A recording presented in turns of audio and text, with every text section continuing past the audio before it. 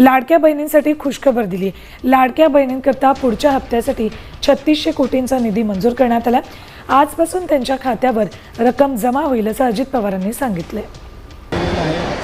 लाडक्या बहिणींचे पैसे किंवा त्यांची जी अंतिम यादी आहे ती फायनल कधी केली जाणार आहे, कारण पुरुषांचा देखील यामध्ये समावेश आढळलेला आपल्याला पाहायला मिळाला। लाडक्या बहिणींची अंतिम यादी ही गेल्या जवळपास आत्ता या महिन्यामध्ये या मुख्यमंत्री माझी लाडकी बहीण योजनेला 1 वर्षाचा कालावधी, यशस्वी कालावधी हा पूर्ण होत आहे। साधारणपणे आम्ही जवळपास 2.25 कोटी ते 2.5 कोटी महिलांना या योजनेअंतर्गत आम्ही लाभ देत आहोत। महिन्याचा हप्ता वितरित करण्यात येईल आणि त्यानुसार 2 दिवसापूर्वीपासूनच याची प्रोसिजर चालू झाली आणि लाडक्या बहिणींच्या खात्यामध्ये रक्कम जमा व्हायलाही कालपासून सुरुवात झालेली आहे। त्याच्यामुळे ही योजना अशाच पद्धतीनं राज्याचे मुख्यमंत्री देवेंद्र फडणवीस साहेब, उपमुख्यमंत्री एकनाथजी शिंदे साहेब आणि उपमुख्यमंत्री अजितदादा यांच्या नेतृत्वाखाली आम्ही चालू ठेवणार आहोत। जो काही डेटा म्हणजे प्रत्येक योजना ही स्क्रुटिनीमधून जातच असते, ती लाडकी बहीण योजना असो, संजय गांधी निराधार योजना असो, नमो शेतकरी असो, आणखीन कुठली योजना असो, ही प्रत्येक योजना ही साधारणपणे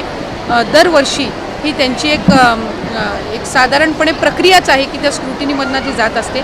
आम्ही वेगवेगळ्या विभागाकडनं, महिला व बाल विकास विभागाने वेगवेगळ्या विभागाकडनं त्यांच्याकडे जो डेटा आहे त्यांच्या लाभार्थ्यांचा हा साधारणपणे आम्ही मागितलेला होता, जेणेकरून लाडकी बहीण योजना जी आहे आपल्याला माहिती आहे की निकषामध्ये जर एका योजनेचा 1500पेक्षा अधिकचा लाभ जर कुठला लाभार्थी घेत असेल तर ते या योजनेमध्ये पात्र होणार नाहीत, अशा पद्धतीचे जे नियम आणि निकष आहेत। ज्यामध्ये आम्हाला कृषी विभागाकडून नमो शेतकरीच्या लाभार्थ्यांची यादी मिळाली, त्यानुसार आम्ही ती प्रक्रिया सुरू केली।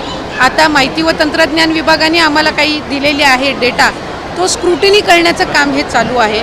त्यांनी जो डेटा दिलेला आहे हा आम्ही क्रॉस व्हेरीफाय करणार, ग्राउंड लेवलला स्क्रुटिनी करणार आणि त्याच्यानंतर त्याच्यातून हे जे पात्र लाभार्थी आहेत त्यांना लाभ चालू राहणार, जे अपात्र आहेत त्यांचा लाभ कमी होईल। जी, या योजनेच्या रकमेमध्ये काही वाढ होणार आहे का? नाही, 2100च्या संदर्भातला योग्य तो निर्णय हे शासन, मुख्यमंत्री फडणवीस साहेब, उपमुख्यमंत्री, मंत्रिमंडळ हे त्यानिमित्ताने घेईल।